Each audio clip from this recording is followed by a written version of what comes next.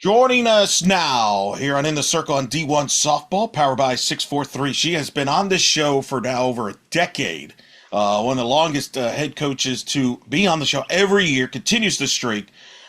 She is entering her 18th season as Florida State head coach and will be inducted into the Florida Sports Hall of Fame coming up this week. As we air this, she'll be on there, and it's going to be a tremendous honor. I speak, of course, of our good friend Lonni Alameda joining us here on In the Circle. And I think I know I speak for everybody when I ask you this question. How are you doing? I'm doing amazing. Thank you for having me, Eric. I can't believe this is 10 years now that we've been getting after this. But you're such a softball fan and a sports fan, and I see the jersey on right now, so that's pretty exciting. Yep. Yes, this is in honor of you. This is wearing Florida State gear because you're being inducted into the Hall of Fame. I don't have 2018 gear, otherwise I would have worn that. So I figured the football national title from 2014 would be the nice kind of replacement there for you. Yeah, Sandy Garnet and gold. That's awesome stuff. So yeah, but yeah, no, definitely very lucky, excited. It's just cool to be part of history, tradition, so many amazing stories. There'll be so many people celebrated down there, along with my journey too, and all the people that'll be a part of it. So yeah, very lucky, very excited. Incredible class that you're going to be a part of. Mike Allstott, the former Pro Bowl fullback for the Tampa Bay Buccaneers, won a Super Bowl. Jim Leland, who helped the Marlins win to the 1997 World Series, which as a Marlins fan, I'm excited about. Yep. I might request you to take a photo with him and then send it to me or something. The late, great Dave Wills, who was a longtime radio voice for the Tampa Bay Rays. Trey Burke. I mean, there's others, but those are some of the other headliners. This will be held at the Bradenton Arena Convention Center, November 18th and 19th. Take me through this process, how you found out. Yeah. Funny, it was an email, saying that they're going to honor at the Florida Sports Hall of Fame. And I was like, honor me? What are you like? What? I was confused on the email, and they're like, yeah, it's you. And I was like, oh my gosh, that's so cool. So I've known Barry and Marianne Stiles, Barry Smith, Marianne Stiles for a long time, and Barry's been a part of the Florida Sports Hall of Fame. And so I've heard stories over the years. So it is kind of special also because I've heard the stories of the players that have been honored and what they bring to the state of Florida, and just different sports recognized too, and different athletic journeys.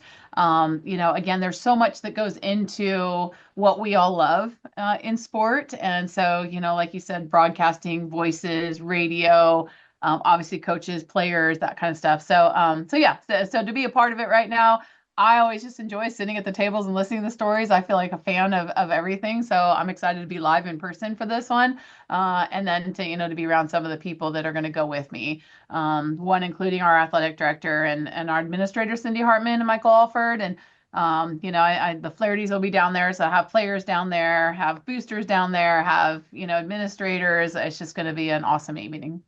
What's been the reaction since the announcement? I'm assuming you've heard from a lot of people leading up to this.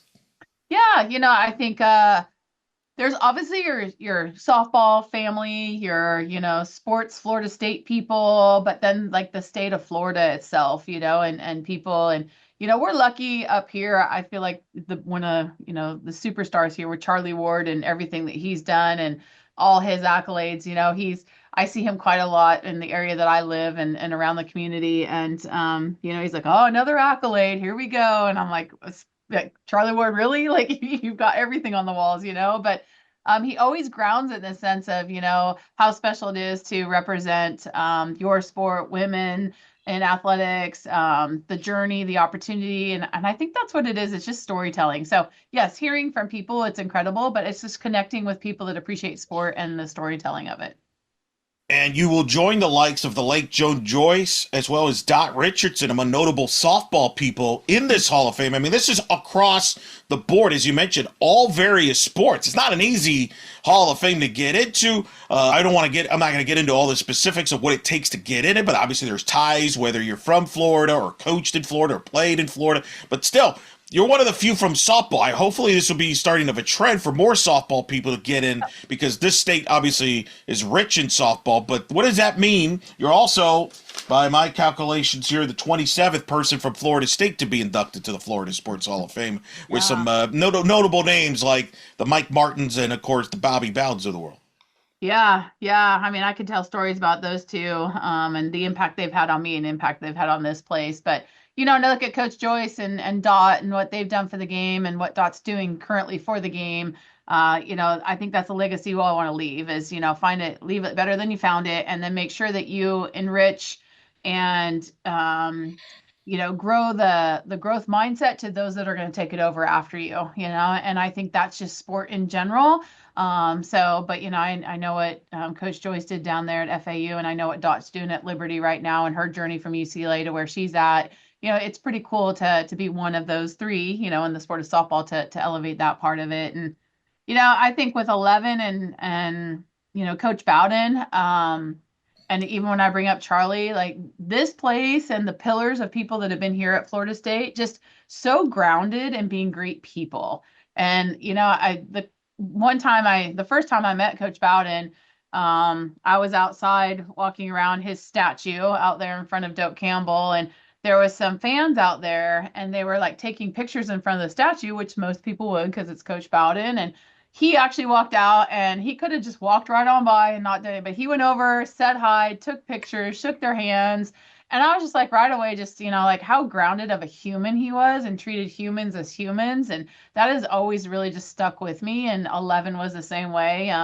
Coach Martin was the same way. And, if you can continue to learn those lessons from the great people before you to try to pass that on to the ones that are underneath you that are going to take over this game, I think these moments celebrate that. And so getting an opportunity to be around people that really take appreciation and pride in what we do and what we get to do. It kind of feels unique because we just had a couple years ago, we spoke about you getting inducted into the NFCA Hall of Fame. Does it? And I remember you said it was kind of weird because you're still coaching. Yeah. You're still active. You're still, you're not like, it's not like you're slowing down. Does it feel weird that you're being all of a sudden inducted to all these Hall of Fames and yet I'm like, hey, I'm still here coaching? Like, it's kind of Yeah. bizarre, right? Yeah, yeah, no, I've always felt that a little bit, but I know that the NCAA Hall of Fame is we're pretty young, as an organization, and so you want to celebrate the people that are the fabric of the organization, and so I see a little bit why because you currently are in it and you're trying to contribute and grow it and be the best you can at your current institution, but also grow our organization and our game itself. So yeah, so a little bit like that. But I also look up and I'm like 18 years here. I mean, I've coached for close to 40 plus years. I mean, I've been in the game, and as much as I don't realize how long I've been here because I'm so lucky that every day is just a really cool opportunity to be around amazing humans. I look up and I'm like, wow, the days have stacked, and now I'm 18 years here and 40 plus years into coaching, and it's been an incredible journey. And if I can share some things with people that keep raising the game up and keep raising sport, I'm all about it. Have you thought about what you plan on saying there at the ceremony, or maybe there's people you want to like just meet, like or pick their like what's it like? Have you thought about some of that stuff when going into it? Oh yeah, I mean, I think the first thing I ask is like, is there a speech component? What do I need to be prepared for? That's the first thing. You want to make sure that you're ready to go, and it's just a Q&A and a celebration of sports. So I'm lucky for that. That I get to go in and just be authentic because I think that's where I like to live, is in the authentic world of just having a conversation about our sport and sport in general. So. I'm also lucky enough to go to the Musial Awards again. I was a recipient of a Musial, and they're having a celebration this year, and I'm going back to St. Louis for that, the 2 days after this event, and just to be around people that love what they do and have pride what they do, it just fills my bucket. And so I'm going to get a 3 or 4 days of that with this event and the Stan Musial Awards. That's incredible. That's Yeah, it's a very but that's fun. Busy yeah, schedule there. so fun. It's Yeah, great there. yeah. Describe how this fall has been for you for many reasons. Obviously, everybody's well documented what you're dealing with, which you announced about a year. What? It was earlier this year, February, yeah. February. Hmm. So just start with that, balancing that with as well as obviously learning this team here this fall. Yeah, yeah. I'm currently going through radiation right now. I've got 4 to 5 weeks of radiation, and it's been this process has been a little easier than actually going through the chemo part. And most people talk about that, and those that hear this story will that have been through the warrior battle of cancer understand, that this journey that you you get to find out something about yourself every time, and you get to find out how great human beings are. So my takeaway so far is I've not completely finished my process, but I'm feeling so much better than I was. But man, so many people are in my hip pocket, and I'm so grateful for all the I don't love that was shared. I just say just human kindness. I keep going back to human kindness. People I knew in my hip pocket and people I did not know in my hip pocket, and I'm in a sorority and a fraternity right now of fighters. And I see people in grocery stores. I see people out recruiting. I see people so many places, and they're willing to come up and share a hug and share a story. And that just, again, fills my soul to want to, again, fight. That's kind of all I know, but like it just helps you because, people are in the battle with you. So that part's been incredible. But yeah, I'm on the back nine of it here, and getting after finishing out this journey, and very grateful and feeling awesome. How important was it for you to get the word out, just for awareness, for people, for other people, as a public figure, to say, hey, it check yourself, and learn, get the message out. Eric, I can tell you in the beginning that wasn't really my intention. Wasn't that I didn't know what no one really knows what to do when you're going through this, and people give you some ideas. But I knew that I wasn't going to wear a wig because I knew I was going to be outside. So I knew I'd be bald at some point. So I wanted to get ahead of the information and make sure that people knew what was going to about to happen. And so, as silly as it was, I was like, oh, I'll just let people know that I have this thing I'm dealing with, and then we'll move on. And that obviously wasn't the case. People wrapped their arms around me and helped me get through it. And again, not knowing going into it, and then realizing how important that part was, the education component, how important the connection to so many people that were going through it or their family members were going through it. I didn't know that journey was going to hit me so hard, and how incredibly um, soul feeling that would be. I mean, like I told you, that just random people would come to games and they would give me a hug at the end of the game, and they'd like, I know what you're going through, and didn't have to say anything more than that. And you're like, wow, like, it's been super cool to be part of this journey, and it's one that I would never sign up for, but I am better human because of it. And so yeah. So on the backside, the awareness and the fundraising and all the things that I didn't realize were going to be important in this, I now know how important they are. And, I'm all in for helping out, as long as I can help out in awareness and fundraising and support that I can give. Well, and you found out how many people care about you and have your back and support you through this. And how the players, how have they handled this? What has that been like for your players? Yeah. Whew, I mean, I think we're all still living it together. It's probably hit some hard in the beginning. I know when I told them in the classroom, you get some tears, you get some like kind of like didn't know how to respond. Katie Dack jumped up and gave me a hug right away and kind of broke the moment. And, just like uh, any family member, when a family member tells you they're going to go something, everyone's going to react differently. And that's kind of how I felt the classroom was when I broke the news to them. But also let them know that I had a really good plan, like we do for anything. And, as a family and as a team, we got to go this journey together. So it's not like, I was informing them of something and be done. Like I needed them because it was the season ahead of us. And there's days I'm not going to feel good. There's days that I'm not going to be around. Like we're going to all have to get through this together because, I need you guys to be a part of it. So, and they were incredible, and they were very understanding. And the coaching staff, like this coaching staff was amazing. There was times where we go on road trips and I didn't leave my hotel room until the game, and they took care of everything that needed to be taken care of, and they were all amazing, with it. So check-ins daily. I get text messages from, players daily, how I'm feeling, parents of players, alumni, like again, like just everyone's a part of this super extended family that, I'm a part of, and I'm just so grateful for them. I think that's what people don't realize, right? As a softball team, you're all family. You hang out a lot of times together, more so than your actual family in some Yeah. cases. Yeah. So, and I think that's awesome to hear. So let's talk about this group. What have you learned about this group? You got a lot of 9 freshmen Yeah. on this roster. What have you learned about this group through this fall? Yeah. So we knew that graduating 9 seniors last year and having 9 freshmen, that connection was going to be something that we really wanted to embrace. And so we kicked off the year going to London, first time we've ever done an international trip, and brought all the freshmen in from PGF, wherever they're playing. Spent 5 days here together, and then took off and did a 8-day trip over to London. Came back. They got a 2-week break before we started school. So just trying to put a little bit of fun, still connection piece, doing things together. So when we got together here, we knew each other a little bit more. So learned a ton about them on just that, something away from softball. We did do some stuff over there with the Great Britain team, but it was very little, right? It was just a lot of like good learning experiences and doing something together. And I think that's shown to us right now. 9 new faces are now like it's Team 43. It's not 9 freshmen. And that narrative was right off the get-go not going to be a part of us, is we're going to be a really young team. We're a very athletic team, very fast, a lot of multi-position players, really good upperclassmen that want the freshmen to be great. So right away putting them under their arm, under their wing, and just getting after it. So really like how we've grown.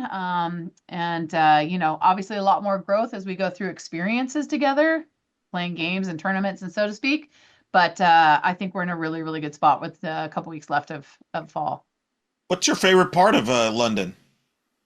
It's funny. We did a lot of the Big Ben and Parliament, and we did river tours and things like that. But we did this street art tour. So a little bit of graffiti, a little bit of clay faces, just all kinds of art. Obviously, it's different, and we spent probably 4 hours walking through a little town and going through it, and just spent time together, and it was super cool. To me, that was one of the most favorite moments of the trip, which is kind of bananas to think about. But we just spent some quality time together and went to a market and had lunch together, and then spent the day there. So I think the street art tour was pretty awesome. It's pretty good. You've traveled a lot in the world. What's your favorite place you've been to? Cool. I mean, Europe is tough to beat, just Europe in general. Okay. Um, I've been there quite a few times, and just getting a Eurail pass and be able to go from country to country, kind of like the United States, there's different parts of the United States, there's different parts of Europe. I've just always enjoyed that. I love Holland. I think the Netherlands is a pretty incredible spot. But again, you can be in Holland for a little bit and, an hour later you're somewhere else, and I think that part's pretty awesome. But I will say that Japan is I love Japan, the culture. I love the softball there. Kat tells the stories all the time. She just absolutely loves it there. And that is either Japan or New Zealand, the next spot for us. And we just had to get this first trip under our belt of a 5 to 6 hour flight versus I don't know, 18, right? So Tell me about it. Somebody who did a trip once to the Philippines and Australia. It takes its toll. It gets used to on a flight there. Have you yeah, been to Australia? I have not, no. And Wow. on the list, I know. Well, they'll be holding the Olympics here soon, I hope. So yeah, Brisbane, yeah, that I liked it a lot. yeah. I went towards more of the Sydney area, and I went to the Opera House and everything. But yeah, that would be recommended. The weather is weird because obviously during the summer here in the States when I went, it was cold because it's like Yeah. we're cold season. But Yeah, it's that's a lot like of when fun. people think of LA or Miami, right? They're like, it's beaches Yes. are great all the time. And you think that about Australia, and you're like, oh, wait, they have some different changes. Yeah. Correct. So Yeah. that's the warning, but Yeah. otherwise it's unique to different cultures to experience that. And I think that's a great thing. We forget these are student athletes. That's like a learning students, right? I mean, that's a big part of it, not just from a bonding standpoint in softball, but man, that's a cool experience for them as students.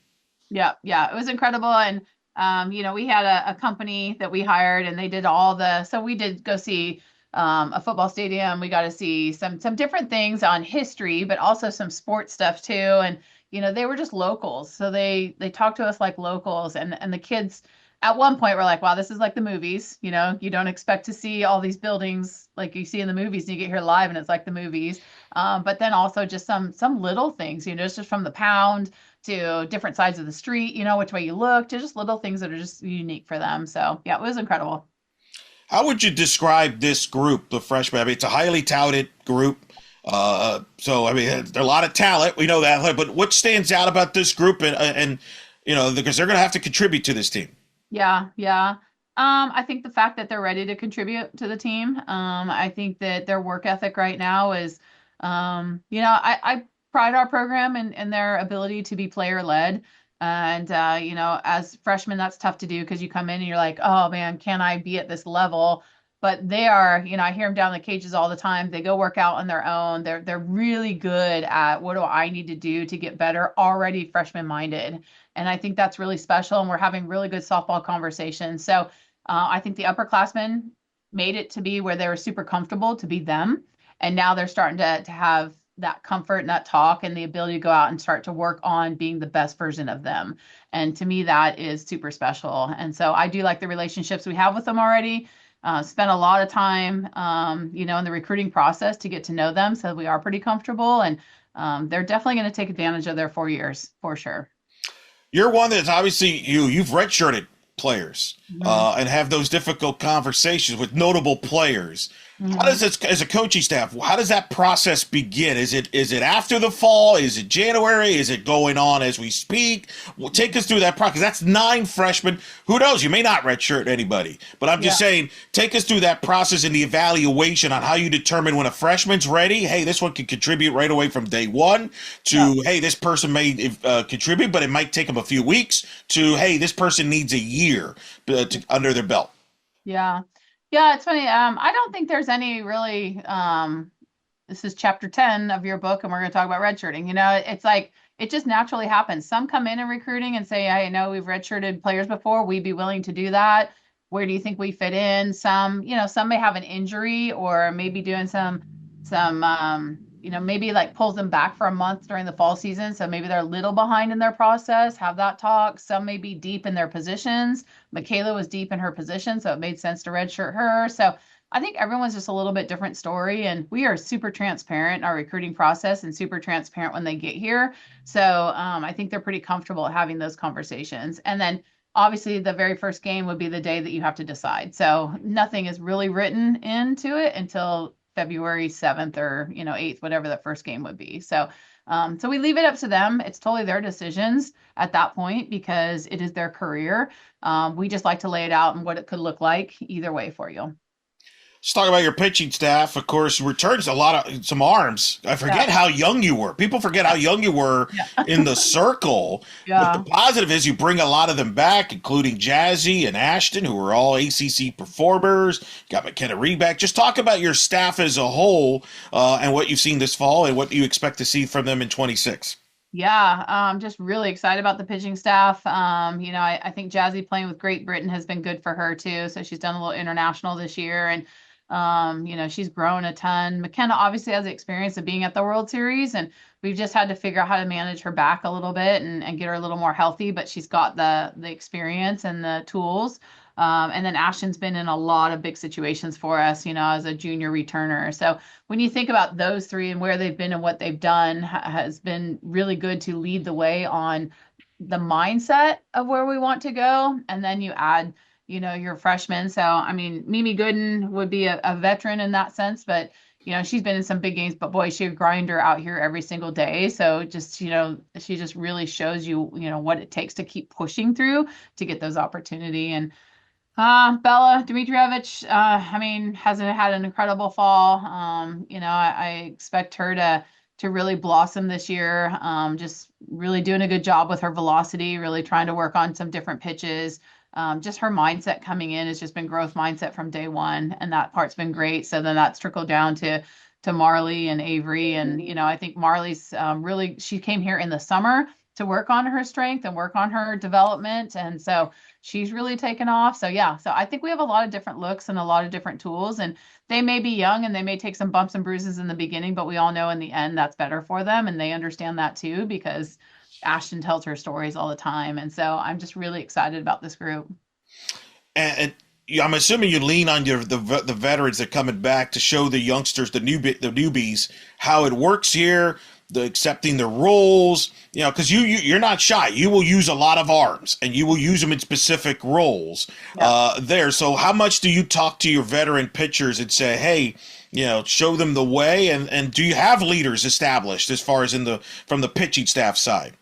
Yeah, I think it emerges. You start to see some leadership tendencies emerge. And we meet once a week as a battery, and we have different topics of conversation just so we can start sprinkling understanding where we want to go and what it takes. And I think at that moment is when the returners start to chime in a little bit so the rookies can hear some of their stories. Storytelling is so important. And, you may at some point, I just go back to families, right? Like, you always may hear the uncle or the cool uncle tell a story, and then later down the line, all of a sudden you're like, oh man, now I understand what they were saying. When you go get that job or you do something, it's kind of the same thing here. Is we may not have really in-depth conversations, but all of a sudden we'll get into a moment, and then Bella would be like, oh, now I know what Ashton was saying. So it's like we just gotta plant the seeds weekly on topics of conversations of what we want to do, and then organically let those moments show up with some conversations already had so we can dive deeper into it. So I think that part's super healthy, and I've always enjoyed that. And I just appreciate this pitching staff has always been about what needs to be best for the team. So the egos have never really been a big problem for me at any point because their mindsets contribute. I'm going to pitch the ball, for the team. And this is not about me right now. And I think that's been really, really cool for us. For those that maybe haven't seen Bella, for Seminole fans, who would you give her a comparison to, a style of pitching there? Because you've had a lot of good ones, obviously. Yeah. There, good long list. Not to put pressure, but like who does she remind you of? That's really tough because she's very unique. I will tell you, a lot of people may see Bella out there and may just kind of run across her and think that she's, kind of shy, but she is witty. She really knows exactly what she wants to do. And like I told you, she came in growth mindset from day one. So the minute I challenged her with, maybe getting stronger in the weight room or maybe developing a drop ball or doing something, she was on it and the next day all about it. So I don't think I can compare her to anyone because she's become really just really comfortable here and starting to really just be the fun, competitive pitcher I know she's capable of being. But I do think people when they meet her for the first time might think that she's pretty shy, and she is definitely not. She's a funny one. How long does it take you to get comfortable with a pitcher and what they like and what would fit them as far as pitch calling and just game planning? How long does it take to develop that rapport? It takes a good year, honestly, because I can lay out a really good plan in the fall, and I do. I sit down them, we lay out a good plan, but when we start to really get your back against the wall and some really tough situations come season, that's when you really have to start having conversations at that point. Did you want to throw this pitch? What are you trying to do? What are you thinking? Like, let's talk about it. So I think as the whole year goes on, you get back into the end of June and you let everything sink in, and then you're like, oh, let's have a talk about the whole season and how I want to be better next year. And I think that's when you get really good feedback. So I think you got to go through the whole season to really build up that plan for what you want to be, because our whole goal right now is to be in Oklahoma City. And so if Bella right now would be like, oh, I 100%, I'm all in on this. She doesn't know what she's all in on until she gets to it. And so Sure. I think we've got to live it. Yeah. Offensively and defensively, you lose some key pieces there. Let's start with that. Speak of the senior class from last year and what they meant to your program. Yeah, yeah. I mean, you look at the senior class last year and you had some injury redshirt kids. We had some COVID experiences. We had expectation, a lot of them had big expectations. I mean, you look at Michaela and just her social media presence on top of her community presence and then expectations of performing. I mean, there were so many things tied into an incredible senior class that their journey was all different, but all amazing. And then, that graduates and moves on into the world and, is taking the world by storm. And then you get these freshmen that have no idea what's ahead of them. And so, I think for us and some of the power, you just, as a coach or as a player, you have some expectations of a junior and senior because you've been with them for a while. So you know what they're capable of doing and you know what they want to get to. And so, it's just easier to walk in with 9 people that you've been with for a long time. Now you're coming into 9 freshmen that are like replacing. So a lot of people are like, oh, how'd you replace those 9 seniors? I'm like, we didn't replace anyone. We just have 9 new, athletic, incredibly wonderful people that are going to grow into what we just graduated to eventually, have more people move in. So I think that that's been the cool part is they understand that they only got 4 years to play here and they're going to be the best version that they can be when they leave. And then hopefully those kids coming in will want to again make the program the best they can be. Among the returners, of course, we return Issa Torres, who's arguably regarded as the best shortstop in the sport. Got Kennedy Harp, who I think from like Clearwater on, everybody enjoyed watching her play last year. Of course, Beecham's back. Just talk about those three and some of the other returners and what you need from them this year with such a young roster. Yeah, well, I tell you right now, and we've already got a lot from them. I think that that's to me, this is the most fun time of year, the fall. This is like we are planting our garden right now, and it's like I think Issa, Jay, Kennedy, Ashton, like that group has really like, man, like let's make sure that these guys are comfortable because we're gonna need them. So it wasn't about them. It was about like how do we make this team the best we can? So let's bring it every day. And like I said, the freshmen have matched those moments. Like Issa's pretty darn fast, and the freshmen came in and like they're going to challenge our conditioning. They're going to challenge all the things, and so it's raised our juniors games and our seniors game in that sense. But I know Issa wants, just like any competitor, they want to be better, right? Jay wants to be better. She works every day on her glove work at third. You go back and reflect, how can I be a little better here, a little better here, So I think they are working to that level right now. Which is inspiring the young ones to have that work ethic and start to pull back the onion a little bit and figure out where they can get better on their little things. Danley working on a rise ball, just increasing her pitching game and doing the things that she needs to do is opening the minds of the young ones. I couldn't be more proud, happy, excited for this season because of the way they've done their business and, how they're collaborating with the young ones to make sure that they feel like they are a part of this team right now and getting their game better. Of the new faces on offense and even defensively defensively, who do you expect to contribute right away and make an immediate impact? Yeah, I mean, I'll tell you, Kennedy went down, towards the end of the season with her knee surgery, and so she's ahead of progress right now. So we're hoping we have her going in February, but she might be someone that might start off slow because she's missed a lot of training windows here. But, with her ability to run and hopefully trusting her run tool, trusting those things in the outfield, I see her, obviously contributing and Issa and Jay contributing and doing what they do. But, I think when you put in like a Griggs or, I think a Marin, Heller, what Bella can do, like we're going to get some new faces that can help the mission that the returners are on right now, so yes, you're looking for Michaela and Katie Dack and some power, and we're looking some speed with Amaya Ross and those people, but we have those pieces. It's just a matter of how those pieces now fill into what Issa can do, Jay can do, Kennedy do, Ash do, the names that we know, but we have those pieces with Griggs. We have those pieces with Anna. We have those pieces to mix in. We just got to grow together in the month of February. With Kennedy, after the injury, she's coming back. Is DPing an option, or maybe go easy at the beginning of the year? Or how do you manage that there, where you try to make sure she doesn't try to do too much because she's a competitor. She probably thinks I'm ahead of schedule, whereas you're like, hold on, let's take it easy here. Yeah. Kennedy's as you get to know Kennedy, she's so chill and relaxed that she takes day by day, and that's exactly how we're taking it with her too. McKenna Sturgis is a freshman's come in here. She can get after it, run balls down and do some things. So we know that we have the pieces to get through what we need to get through with Kennedy in February and March, and bring her back slow or get after it, whatever the training room is allowing us to do and whatever Kennedy feels comfortable doing. But right now, if you saw Kennedy right here, she'd be like, oh, I'm just doing today.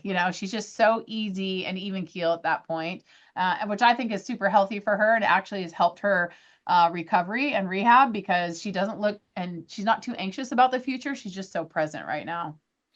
Which defensive position is right now the most fun, or competition-wise? Because I know coaches always say, I don't know what we're going to do. We have all these options. But that's a good problem to have secretly.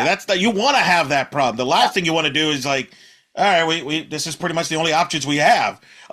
So what are some of with the new faces? There's going to be some fresh competition. So talk about some of the competition that's going to be going on, not just right now, but it's going to continue, I'm sure, through January and through the season. And because that's a key of your success is your defense. Yeah. I think it's pitching and defense, and that's the conversations that we have a lot with our players. It's not just pitching and it's not just defense, it's together. So I think the month of February is going to be big for us to learn each other. And I think we're going to be probably one of the most versatile, different lineup teams in that whole month of February because we do have the pieces. And if we don't, and this is the whole reason why we really didn't go in the portal this summer, because our thing is like we didn't want to kind of stop the growth mindset and the opportunity, like maybe stunt our freshmen's growth. So we want to give them the chances. And if we brought portal kids in, we would have stopped their abilities, I think. So so we just, wanted to go all in for our freshmen and get after it. And we're going to utilize that. That's going to happen. So so there is competition out there, and it's on a lot of different spots. And of course, we all know the people that are hitting are the ones that are going to be in the lineup. So there's a lot of, getting after daily competitions on the field. And it's been very healthy because I think they all know how important their roles are going to be once we start to define them. And they're just, getting after that. So we've been every day at practice, they're in different spots. Every scrimmage we play, we're in different spots. It's a very collaborative, let's learn the best and put the best out there when we can. When it's the finished product, what do you want the identity to be on the field, either defensively, offensively? What do you want the identity of this team to be?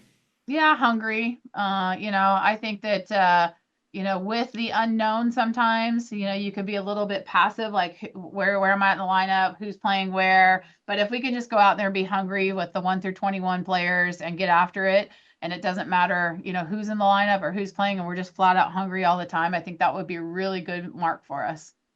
It's pretty good. There, a couple of things. ACC, obviously, how much for the returners especially does it burn in them there? They were this close to winning that ACC championship. It was a classic. You and Clemson. Yeah. And Clemson pulls it out. Congrats to Coach Rittman, who you know very well for a long time. But how much is that motivation for the returners, especially, that being that close to that ACC championship?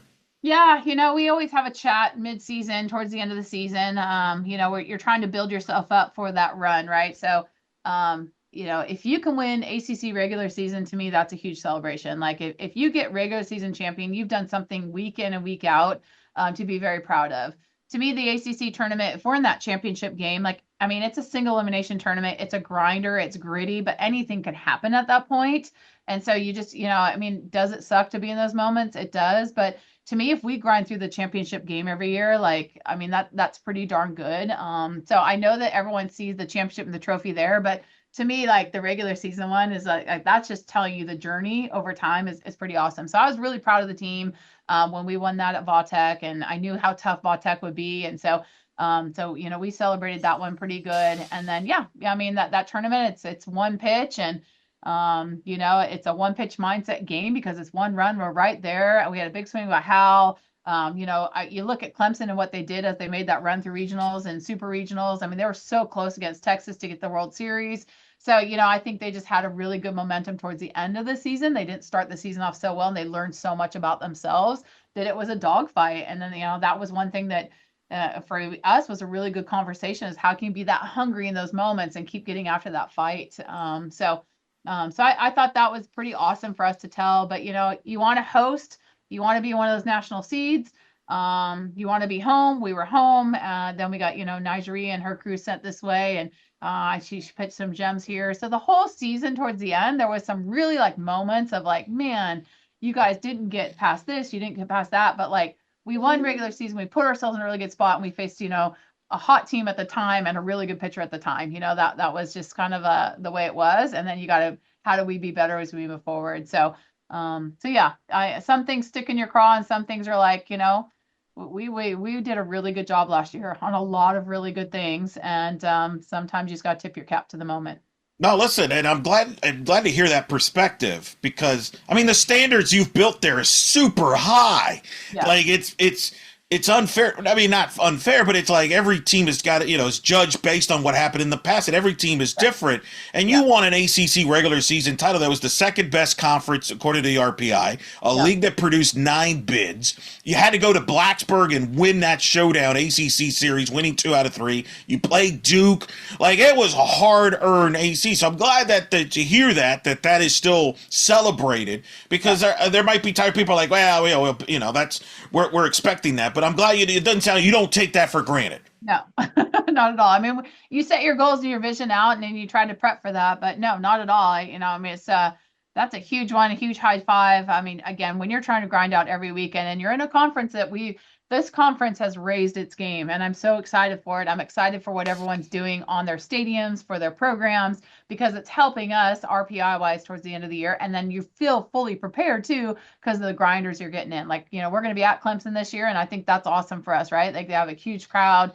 It's going to be a good environment for us. Like, playing some teams that we get to play at our place too, really big for us. But like, those are all things that you want to put in your pocket for the end of the season. We've joked about this over the years. This is your fault that the ACC has gotten this strong. You kind of set the template here. Yeah. What's it like though to see that now this league is right there in the mix to being the best conference in the sport? It's a reality. Like I said, 9 bids. And I know talking to the coaches, the goal is to try to get multiple teams to Oklahoma City, not just one. Yeah. Yeah. Yeah. I mean, there's different steps and layers to winning, and I think that's one thing that I've learned along the way is, you're winning ACC regular season, you're winning the tournament, you're winning your regional. Like, you have to learn how to do things. You have to learn how to win supers. You have to learn how to get to the World Series. And, that's why it's so important sometimes to have that leadership on your team to know how important today is. Because if you make that a mindset today, then that is the mindset as you go through the season. And so, but until you have those moments of just being that close, how do you get past that hump to make that happen? So, yeah, I think, when teams would come in here and, I think early on, we were doing a really good job of, winning every ACC series, and then maybe a team would beat us, we'd win the series, but they'd win a game and they'd go to crazy and they get a little feel for it. They learned how to do that. Now, all of a sudden, that was us at Stanford in the pack. We get swept by UCLA all the time. The one time we beat UCLA, you get a little confidence, you know how to do it. Now you know what to do when you go in and play Cal, you play Washington. So I just think those learning moments, start to grow and grow, and people get hungry. And now all of a sudden, your conference is going out and you're beating each other up, and then you're beating other conferences up, and you're putting yourself in a good spot. So love that Clemson sees, we want to put this stadium out there. We want to make softball great. I love Duke that wants to put the stadium out there. What Virginia's done for their stadium, I think, Boston College, it's a beautiful little stadium that they have there, so it's like, admin, people are putting money into it. People are raising the game of softball, and it's just helping us, from coast to coast for our game. What's it been like having Stanford and Cal? I think you visited Cal last year. You played up there in Berkeley. I want to say you're due to go to Stanford maybe this year. Is that right? Yeah, we're off to Stanford this year. And so, yeah, there's 2 parts to me. One, I get to see my family because they're out there, so I enjoy that. But yeah, no, this year will be so cool because it'll be the new stadium at Stanford, and so I was there when we broke the shovel in the soccer field to have the field that we had now. So yeah, so I think really cool to be a part of that and see that. And yeah, is it tough for us to go out there and for them to come out here? Yeah, that's an argument that everyone can have about how much we're all traveling. But for us last year to take the kids to the Golden Gate, to do some of the things that we did, so not only the competition that those two bring us, but now a little different environment for an experience too, I think is pretty special. And it's added the strength to the league. And, as I've talked to even some of the coaches, the players seem to enjoy because it's new experiences that they haven't experienced before. Like I was talking to Coach Allister recently, and she talked about how it was cool. Their perspective was their players were excited to see Boston for the first time ever. Yeah. And check out Fenway and stuff. And we kind of take that for granted sometimes. I've been checking out different places there. Yeah, yeah. I mean, our conference is really cool in the places that we get to go. So we do have some college towns. Tallahassee's a little bit of a college town, but most of our places we can fly into normal airports with Atlanta or Boston or San Francisco, but then you get to go see the college campuses and then be able to be a part of a little city experience. And so, so that has been really fun for us. And me being in the pack for so long, I can share some stories about honestly the conference that dominated softball was out there. And then the SEC opened up and, obviously the ACC, and now all of a sudden it's coast to coast and the game is just growing and we're all a part of that. And so, I think it's special.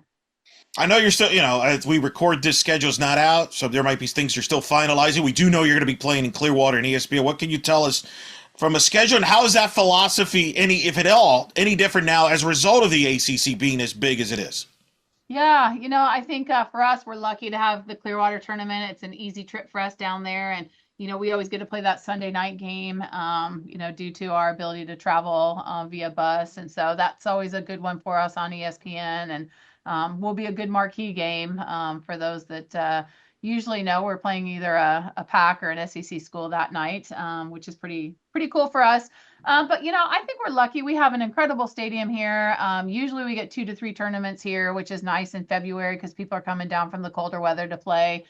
We have some great games here, and we usually get some spring breakers that come in too. So we get a really good home schedule, and we're very lucky for that. We're going to go up to Coastal this year and play up there, and I think that'll be fun for us to get up that way. And we always try to get out, a 4 or 5 hour trip around here too. And then again, like I said, playing out at Stanford. So got Clemson, Boston College, Georgia Tech. And it's always nice to go to Atlanta. Georgia Tech's a beautiful facility. So we have a really good schedule and a really good opportunity with this group this year to be hungry to get after it. Big story this year. The committee will see 32 teams versus 16 going up. You and I have talked about this at nauseum on and off the air over the years. I'll never forget 2015 in person when you got out of that brutal regional with UCF and South Carolina. And we were talking afterwards. It's like, can we get a more softer schedule? I mean, you have dealt with it, a lot of it. And listen, you're going to get good teams regardless. But there's got to be a part of you that's got to be excited, happy to see 32 seats just from the sports standpoint, because in theory it should balance out the brackets more. That's the intent. We'll see how it goes. But your reaction now that we're going to go to 32 seats this year? Yeah, I think, Eric, we've talked about this, but I mean, a lot of people don't realize how much the bottom line dollar goes into some of these decisions. And we all have to keep fighting for more funding in a lot of areas to allow things to seem equal, I guess, at that point. Sure. Even at the World Series, not many coaches get that experience. And you get the experience and you go there and you're like, man, like we need more funding dollars for these opportunities. And we just don't realize those pieces. But the more we make decisions in the NCAA side for things like this, that means that someone on the line is fighting to be able to make this happen. So when I say that, to protect teams, to protect 32 or protect 16 or protect 8, like it costs money to travel people to different spots. Right. And so I think that is huge, on that side of it. Will we always get an SEC team here? We will. We're just in that ring, and it's easy to bust someone here in this way. And that's kind of an argument that we've had. But again, our game has gotten so great. Your regionals now are pretty deep in talent where, 10 years ago, it was the super regionals. And now if you're one of the 16 teams trying to get to be one of the 8, like it's getting more talented and tougher, to win the 2 out of 3s. And so I think there's a recognition of, one, we need more funding to keep elevating our game and protecting it. And 2, we need to keep growing it on our campuses to make sure it's great so we can meet those moments to make sure we have good products that people want to follow this deeper into the season. And so it's good that people recognize that. Yeah, and it should be based on what's on the field versus the finances. But you're right, the finances have played a role in some of those decisions, and it's on, but hopefully we're in the right track now where it's not as much, and it's been successful for volleyball to this point and helped their growth. So I think that hopefully it'll be the same here at softball. I'll let you go. A couple last things. We talked about you obviously being inducted Hall of Fame. You had a chance. Lacey Waldrop got inducted into the Florida State Athletics Hall of Fame. What's it like now to start seeing your players being inducted into the Hall of Fames? Yeah. Well, I'll tell you this, it's really cool. I'm a softball grandma, she gets to bring her daughter. So many of the players bring their kids around here, and I just like, it's so incredibly awesome. I know Carly Wynn, we play some fall games. She brings her kids by, and it's just really, really cool alumni weekend to see that happening. And again, sometimes I put my head down and I just get after it. I don't realize how long I've been in it. And then when you see grandbabies running around, you're like, oh gosh, so that's pretty cool. So that part's awesome when she was able to come down and bring her whole family and spend some time. And, I think that the special thing to me is just the relationships that I have with the players later when they leave here. And, Lacey's one of them that her whole family came over to the house and we just hung out and had some pizza after the event. So the event is awesome. But it's the downtime, it's the coffee in the morning, it's the hangouts, it's the little things that you get to be around them. And, so many years later in her career, now we're honoring her, she looks back at it. She was just a young pup being able to come here and tell the team, some of the things that now she carries with her later, I think are very special. But everyone's so young in their life, and they're here, and then they got life to take on. So realizing what an impact these 4 to 5 years have on them, and then to hear those stories, just really helps us as a coaching staff to make sure that we keep ingraining some of the things that we do here that do make a difference for their livelihoods. And I think that was probably some of the most special words, that we can hear when they come back. Well, she's well deserving of it. Full disclosure, of course, she was named on the D1 softball top 25 pitchers of this quarter century. Which, by the way, your pitchers alone created a lot of arguments. I could tell you, as somebody who had a vote in that, because there was a lot of arguments for other pitchers. Megan King came up, Jessica Burrows came up, Sandercock came up. But we can only fit so many. She made the list, and I know Vanderlyn had made it as a two-way, which was well deserved from her standpoint. But I was happy to see Lacey get that honor. Well honored. As we also, of course, Jesse Warren will probably get inducted down. I mean, you're gonna start having a run of players here getting into the Hall of Fame. Matty O'Brien, I know it should be pretty awesome. Yes. Yeah. Just get. I'm waiting for the one where my broadcast partner gets inducted. That's the one I'm waiting for. She would be there too. Yes. And she's doing her own thing right now with her old real estate and all that cool stuff, and ducks and chickens and all those things. Yeah. It's been interesting to follow her and all the million things she's doing. But she does it very well on that. By the way, you were listed on the D1 quarter century head coaching list as well. Just to add more accolades for you. Just more. Even though you're still coaching. It's very good. Last thing, you talked about obviously this year's team. We've talked about them, but what's one thing you want to tell your players about this being inducted into the Hall of Fame? Is that something you bring up? I'm sure they're excited for you. They're going to ask you questions when you get back. What's something you hope to tell them about this experience that could help them, not just from this year in softball, but just in life in general? Yeah, I mean, honestly, we don't talk about the Hall of Fame too much. I think, I just think the one thing that we try to make sure that we do as a staff is just be consistent every day, and I think that's one thing I've just learned over my career is just show up consistent every day because, and especially now, the days are just tough for, I think, the younger generation. Because there's just so much comparison to social media and how much life looks great. But the reality is, like, life is tough. And I don't care what age you're at or where you're at. Like, everyone's going through something. So now that I've experienced, breast cancer and some of the things I see other people going through as long as I'm in my journey, it's like, can I show up consistently every day? Regardless of accolades or not, it's just like, I think, it's just really important to have the joy for being able to do what we do. And then embrace the failures because I know the world out there looks like everything's great. No one has failures. We do. And it's a part of everyone's journey. And that I'm not exceptional by any means, but I'm going to be the most consistent person I can be for you. And I think that's just something that we really try to do as a staff every day. That's Florida State head coach Lonni Alameda will be inducted into the Florida Sports Hall of Fame to go along with being an NFCA Hall of Famer, national champion. And, of course, it's been on this show now over a decade, among the longest since day one, since the original year. Hey, congrats on the Hall of Fame. Everybody's going to congratulate you. Well deserved and earned. Thanks for always coming on the show. And I look forward to running into you, hopefully, in Clearwater, and expect a hug there if I see you.